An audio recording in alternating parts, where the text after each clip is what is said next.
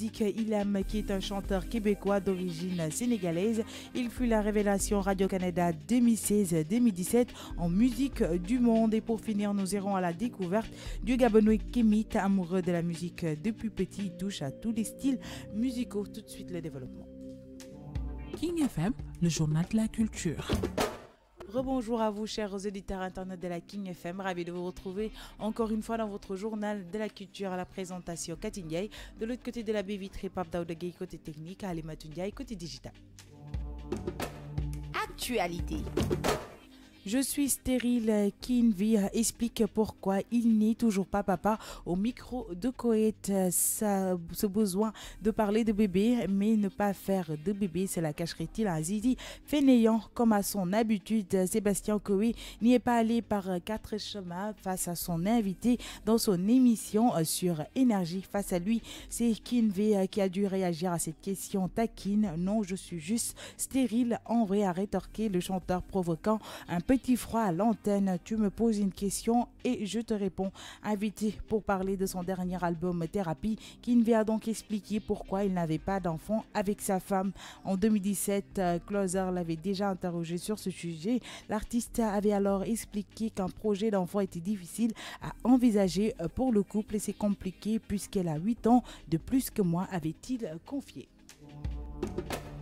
Actualité. Miss University Africa, Miss Gay de la série Wiri Wiri remporte 4 trophées.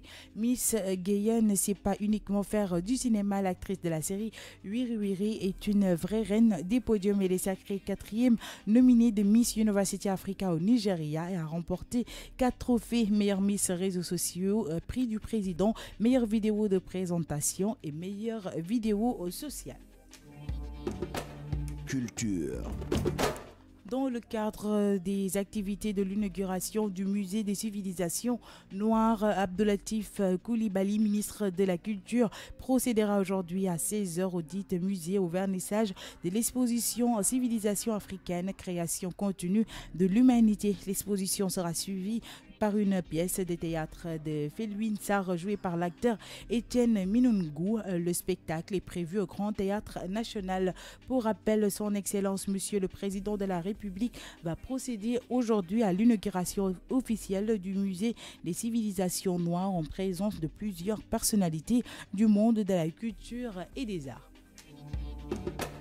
Découverte. Nous irons à la découverte du Gabonais Kémit, amoureux de la musique. Depuis petit, il touche à tous les styles musicaux. Basé à Dakar, le jeune homme fait son petit bout de chemin dans le milieu de la musique. Écoutons-le pour en savoir un peu plus sur lui. Je suis Kémit, le guerrier manteau, artiste, auteur, interprète, rêveur indépendant. Le nom Kémit me vient d'une de mes plus belles lectures, notamment la lecture du livre Nation et agriculture de Cheikh Anta Diop. C'est dedans que j'ai trouvé Kémit, alors que je cherchais un nom. En fait. J'avais beaucoup de mal parce que je voulais que le nom que je porte puisse signifier quelque chose. Et naturellement, quand j'ai vu Kémit dans le livre Nation et agriculture de Cheikh Anta, mon vrai nom c'est Mboumba Franck. Bon, disons que je fais un genre musical en évolution. Je pars d'islam parce qu'au départ je suis islameur. Au départ.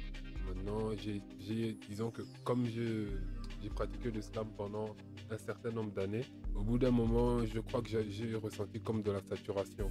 Et j'ai eu envie de pousser le truc plus loin parce que le fait de dire des textes plats sur des musiques plates, moi, ça me fatiguait. Parce que moi, j'ai grandi près de ma grand-mère, en écoutant ce qu'elle écoutait. Et la musique qu'elle écoutait, c'était de la musique qui avait du rythme. C'était de la rumba zaïroise qu'elle écoutait. Et c'est une musique qui est là pour célébrer. C'est une belle musique en fait. C'est pas une musique plate. Donc le slam, moi-même, les moments où je ne suis pas sur scène, je n'écoute pas du slam. Donc ça n'a pas de sens que je puisse continuellement pratiquer une musique que je n'écoute pas moi-même. J'essaie de mettre un peu plus de musicalité, un peu plus de style dans ce que je fais. Donc ma musique aujourd'hui, elle se rapproche du jazz, elle se rapproche du hip-hop. Et parfois je chante. Donc voilà, j'essaie de pousser le truc. J'utilise principalement le français, mais je peux aussi, disons que le français, pour moi, le français c'est pas ma première langue. Ma première langue c'est ma langue maternelle, parce que je la parle mieux que le français, même si pour certains, je parle bien français.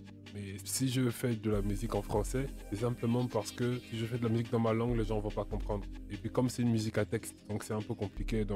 Mais je fais quand même l'effort. Dans un morceau que j'ai sorti de 2016, il y a un morceau, le titre c'est J'imagine, et à la fin du morceau, il y a une partie où je parle dans ma langue. Bon, disons que ces derniers temps, j'ai été très tapageur. C'est même incroyable que vous ne puissiez pas avoir entendu les bruits que je fais. J'ai sorti un EP de 5 titres en 2016, le titre c'est Bilim.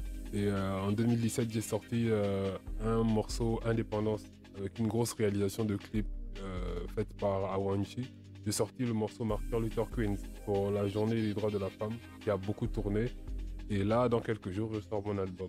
Mes projets, c'est de sortir mon album déjà et de faire découvrir tout ce que j'ai concocté secrètement pendant tous ces mois, de faire découvrir tout ça au public. Et le but, le plan, c'est de sortir des clips quand les gens ne s'y attendent pas. De sortir des clips sans teaser. Les gens se lèvent un matin et puis ils découvrent un nouveau clip. À l'instant, Kémit. Musique. Depuis son arrivée au Canada en 2014, il a remporté de nombreux prix dont le coup de cœur du public et le coup de cœur de l'équipe Spectra à la vitrine des musiques locales métissées. Il a participé au Festival international de jazz de Montréal 2016 et au Francophonie de Montréal en 2015. En plus d'une vingtaine de dates de tournée à l'été 2016, il a effectué une tournée internationale en Chine. Suite à un EP paru en 2015, il a lancé son album Hop au Club Soda de Montréal en novembre 2016. Aujourd'hui, il est à Dakar et est au micro de King FM. Misusi, misusani, mijabi, mijabani. Je m'appelle Ilam, je fais de la musique et je réside à Montréal et que c'est ça. Le nom Ilam, écoute, Ilam ça veut dire l'eau du pluie. C'est ma grand-mère qui m'appelait tout le temps Ilam et que je l'ai choisi comme nom d'artiste. Il y a beaucoup de gens maintenant qui m'appellent Ilam, mais mon vrai nom administratif c'est Karim Tal. C'était en 2005 que j'avais commencé avec un groupe de hip-hop qui s'appelait Benin Squad. Mais après j'ai commencé à fréquenter des amis qui jouent de la guitare. Par la suite, j'ai allé au conservatoire de Dakar, apprendre un peu comment chanter les techniques vocales, quoi. Le groupe de hip-hop, le groupe de hip-hop, c'était comme une école pour moi. Mais quand j'ai commencé à gratter de la guitare, j'ai commencé à découvrir un autre univers qui est en moi, quoi. Et là, je me cherchais. Par la suite, j'ai trouvé ma voix et j'ai commencé à faire du blues, à faire du afro, du reggae, un peu. Faire le world music, comme on dit, quoi. Faire une mélange de jazz, de blues, de tout, quoi. Je suis revenu ici parce qu'en ce moment, on est en pleine tournée africaine. On était à Burkina Faso, on a passé par Côte d'Ivoire, au Sony Music Africa pour enregistrer notre deuxième album. Et après, on était au Visa for Music au Maroc. C'est une grande vitrine qui ressemble quand même tous les producteurs, genre des festivals et tout.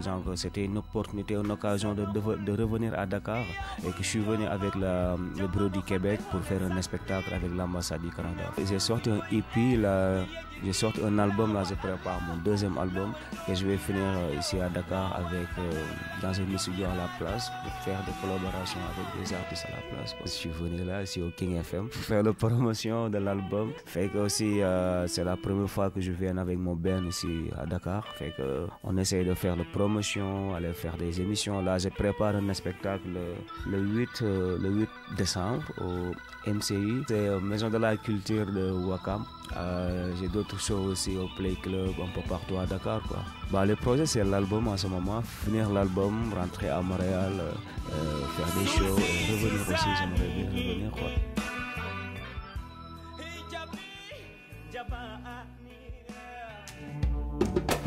Sport. Depuis la dernière Coupe du Monde, Papa Aliou Ndiaye n'a honoré la moindre sélection avec les Lions. En entretien avec le journal Record, le milieu de terrain sénégalais de Galatasaray a débraillé tous les nuages que l'on pensait exister entre lui et le sélectionneur sénégalais Aliou Cissé. Je n'ai aucun problème avec le coach. D'ailleurs, j'en ai jamais eu avec un coach de la Norvège à la Turquie en passant par l'Angleterre. J'ai gardé de très bonnes relations avec mes managers manager et je peux vous affirmer que le coach de l'équipe nationale ne sera en aucun cas l'exception. Vous savez, la carrière d'un footballeur est très courte et je n'en suis pas à mes débuts. Toute mon énergie et mon attention se tournent vers ma carrière et mon avenir. Toujours en sport, Ligue 1 face à Angers, Mario Balotelli n'a toujours pas débloqué son compteur but malgré de nombreuses tentatives. En crise de confiance, l'Italien peut au moins compter sur le soutien de son entraîneur qu'il a pourtant chahuté le week-end dernier et de ses coéquipiers. Il n'y a pas eu de rupture entre Mario Balotelli et ses coéquipiers ou son entraîneur. C'est tout ce qu'il faut retenir de la performance de l'Italien mardi soir face à Angers, 0 but partout, et c'est déjà bien suffisant. 3 jours plus tôt, sa sortie tumultueuse à Guingamp, qu'il avait d'ailleurs contesté avec véhémence devant Patrick Vieira, avait laissé présager le contraire, mais le mal est ailleurs et il est peut-être bien plus profond. King FM, le journal de la culture. Et voilà, chers auditeurs et internautes de la King FM, c'était tout pour votre journal de la culture version française. Merci à Pape Daoudegui pour la gestion technique. Merci à Ali Matundiaï pour le digital. Je vous donne rendez-vous à 17h30 pour la version Wolof. C'était le journal de la culture sur King FM.